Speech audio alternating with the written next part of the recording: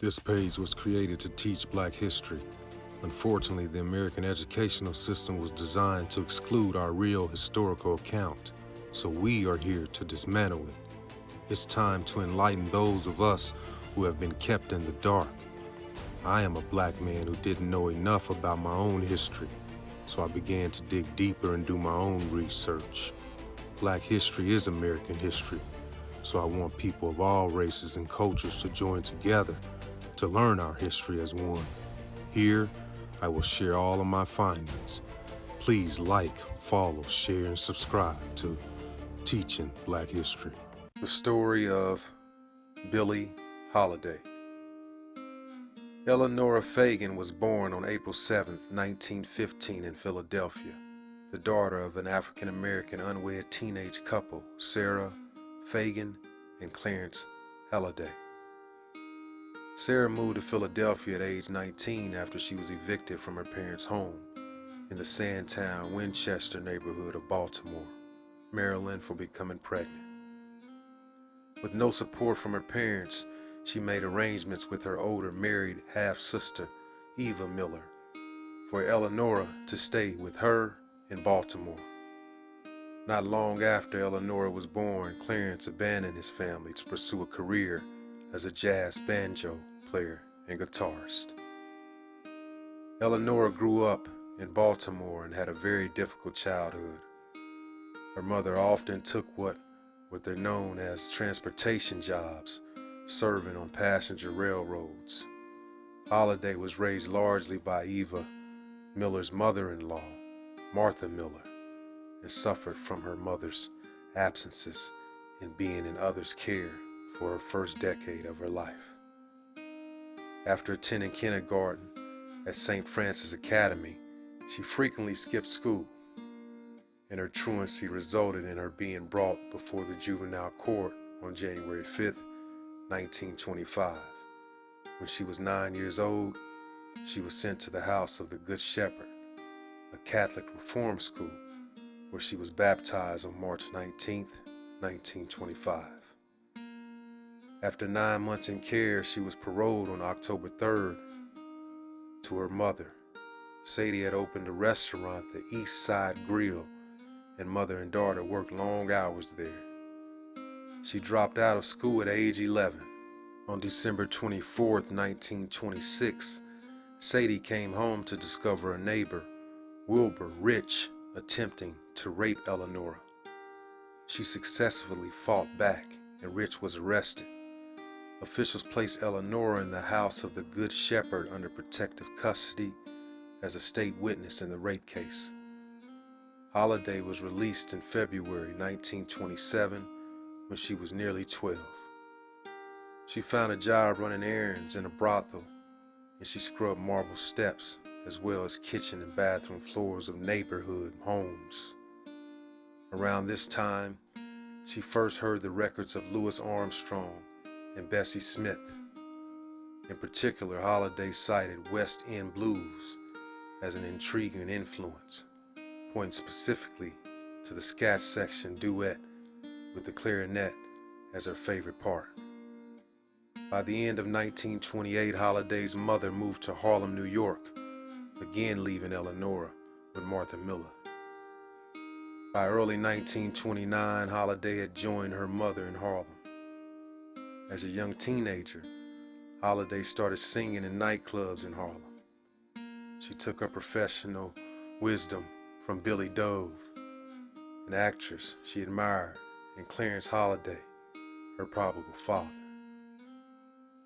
At the onset of her career, she spelled her name Halliday, her father's birth short name, but eventually changed it to Holiday, her performing name. The young singer teamed up with a neighbor, tenor saxophone player Kenneth Holland.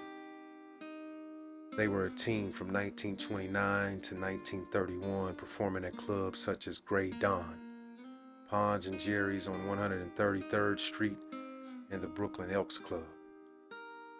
Benny Goodman recalled hearing Holiday in 1931 at the Bright Spot. As her reputation grew, she played in many clubs. It It was also during this period that she connected with her father, who was playing in Fletcher Henderson's band. Late in 1932, 17-year-old Holiday replaced the singer Monette Moore at Caven's, a club on West 132nd Street. Producer John Heyman, who loved Moore's singing and had her come, first heard Holiday there in early 1933. Heyman arranged for Holiday to make her recording debut at age 18 in November 1933 with Benny Goodman. She recorded 2 songs, Your Mother's Son-in-Law and Riffin' the Scotch, the latter being her first hit. Heyman was impressed by Holiday's singing style and said of her singing almost changed my music taste and my musical life, because she was the first girl singer I'd come across who actually sang like an improvising jazz genius. Heyman compared Holiday's favorable to Armstrong and said she had a good sense of lyric and content at her young age. In 1935, Holiday was signed to Brunswick by John Heyman to record pop tunes with pianist Teddy Wilson in the swing style for the growing jukebox trade. Their first collaboration included What a Little Moonlight Can Do and Miss Brown to You. What a Little Moonlight Can Do has been deemed her claim to fame. Heyman said the Wilson Holiday records from 1935 to 1938 were a great asset to Brunswick. In late 1937, Holiday had a brief stint as a big band vocalist with Count Basie. The traveling conditions of the band were often poor. They performed many one-night tours in clubs, moving from city to city with little stability. Holiday chose the songs she sang and had a hand in the arrangements, choosing to portray her developing persona of a woman unlucky in love. Basie became used to Holiday's heavy involvement in the band. Holiday was unable to record in the studio with Basie, but she included many of her musicians in her recording sessions with Teddy Wilson. Holiday found herself in direct competition with the popular singer, Ella Fitzgerald. The two later became friends. She began recording under her own name a year later for Vocalon in sessions produced by Heyman and Bernie Halligan. Heyman said the Wilson Holiday records from 1935 to 1935 were a great asset to Brunswick. According to Brunswick, was broke and unable to record many jazz tunes.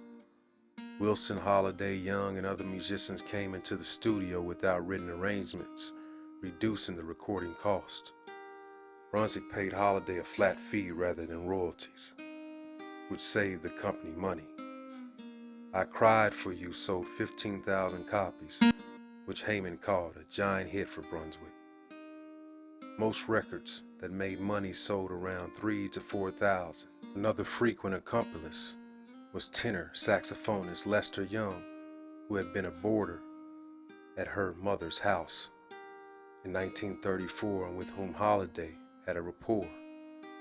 Young said, "I think you can hear that in some of the old records, sometime I'd sit down and listen to them myself, and it sound like two of the same voices." Or something like that. Young nicknamed her Lady Day, and she called him Prez. February 1938, Holiday was no longer singing for Basie. Various reasons have been given for why she was fired. Jimmy Rushin, Basie's male vocalist, called her unprofessional. According to All Music Guide, Holiday was fired for being temperamental and unreliable. She complained of low pay and poor working conditions and may have refused to sing the songs requested of her or change her style. Holiday was hired by Artie Shaw a month after being fired from the Count Basie band. This association placed her among the first black women to work with a white orchestra, an unusual arrangement at the time. This was also the first time a black female singer employed full-time toured the segregated U.S. South with a white band leader. In situations where there was a lot of racial tension, Shaw was known to stick up for his vocalists. When touring the South, Holiday would sometimes be heckled by members of the audience. Holiday's mother, Sadie, nicknamed the Duchess, opened a restaurant called Mom Holidays. It kept Mom busy and happy and stopped her from worrying and watching over me, Holiday said. God Bless the Child became Holiday's most popular and most covered record. It reached number 25 on the charts in 1941 and was third in Billboard Songs of the Year, selling over 1 million records. In 1976, the song was added to the Grammy Hall of Fame. In September 1943, Life magazine wrote, "She has the most distant style of any popular vocalist and is intimidated by other vocalists." Holiday signed to Decca Records on August 7, 1944, when she was just 29 years old. Her first Decca recording was Lover Man, one of her biggest hits. The success distribution of the song made Holiday a staple in the pop community, leading the solo concerts rare for jazz singers in the 1940s. Holiday did not make any more records until August 1945, when she recorded Don't Explain for a second time, changing the lyrics. In September 1946, Holiday became her only major film, New Orleans, in which she starred opposite Louis Armstrong and Woody Herman. Plagued by racism and McCarthyism, producer Jules Levy and scriptwriter Herbert Biberman were pressed to lessen Holiday's and Armstrong's roles to avoid the impression that black people created jazz. The attempts failed because in 1947, Biberman was listed as one of the Hollywood 10 and sent to jail. Several scenes were deleted from the film. They had taken miles of footage of music and scenes, Holiday said, but none of it was left in the picture. Holiday's drug addictions were a problem on the set. She earned more than $1,000 per week from club ventures, but spent most of it on heroin. Her lover Joe Guy traveled to Hollywood while Holiday was filming and supplied her with drugs. Guy was banned from the set when he was found there by Holiday's manager.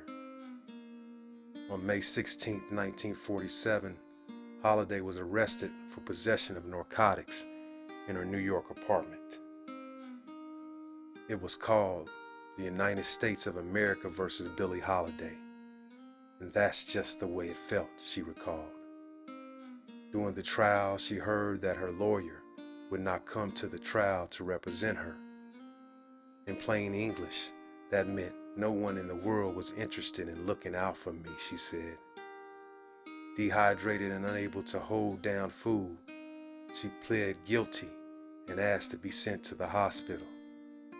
The district attorney spoke in her defense, saying, "If you honor, please. This is a case of drug addict, but more serious, however, than most of our cases. Miss Holiday is a professional entertainer and among the higher rank as far as income was concerned. She was sentenced to Alderson Federal Prison Camp in West Virginia. The drug possession conviction caused her to lose her New York City cabaret car, preventing her from working anywhere that sold alcohol." Holiday released early on March 16, 1948 because of good behavior. When she arrived in Newark, her pianist Bobby Tucker and her dog Mister was waiting. On March 27, 1948, Holiday played Carnegie Hall to a sold-out crowd. 2,700 tickets were sold in advance, a record at the time for the venue. Her popularity was unusual because she didn't have a current hit record. Her last record to reach the charts was Lover Man in 1945. Holiday sang 32 songs at Carnegie Hall concert. During the show, someone sent her a box of gardenias. My old trademark, Holiday said. I took them out of the box and fastened them smack to the side of my head without even looking twice. There was a hat pin in it, and Holiday unknowingly stuck it into her side of her head. I didn't feel anything until the blood started rushing down in my eyes and ears, she said. After the third curtain call, she passed out. Holiday was arrested again on January 22, 1949, in her room at the Hotel Mark Twain in San Francisco. Holiday said she began using hard drugs in the early 1940s. The loss of the cabaret car reduced Holiday's earnings. She had not received proper record royalties until she joined Decca, so her main revenue was club concerts. The problem worsened when Holiday's records went out for print in the 1950s. She seldom received royalties in her later years. In 1958, she received a royalty of only $11.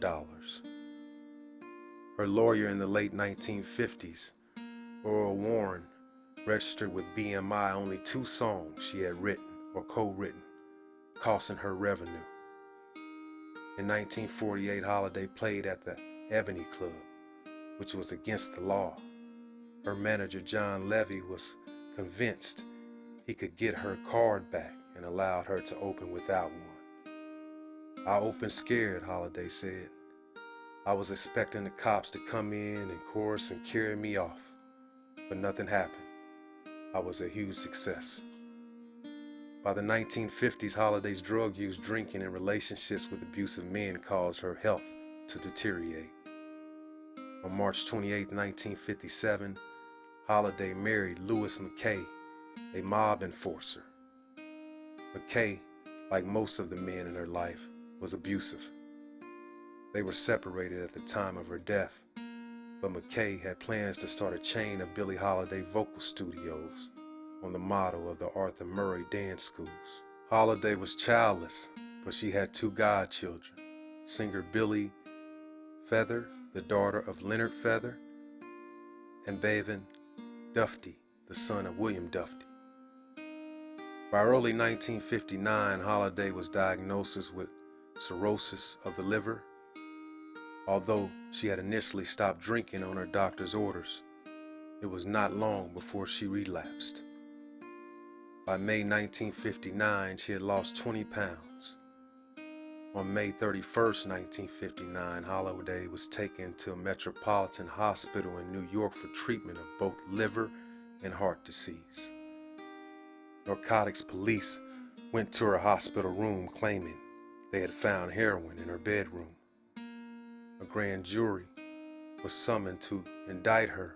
She was arrested and handcuffed to her bed and placed under police guard. She died at age 44 at 3:10 a.m. on July 17, 1959, of pulmonary heart failure caused by cirrhosis of the liver. In her final years, Holiday had been progressively swindled out of her earnings by McKay, and she died with 70 cents in the bank.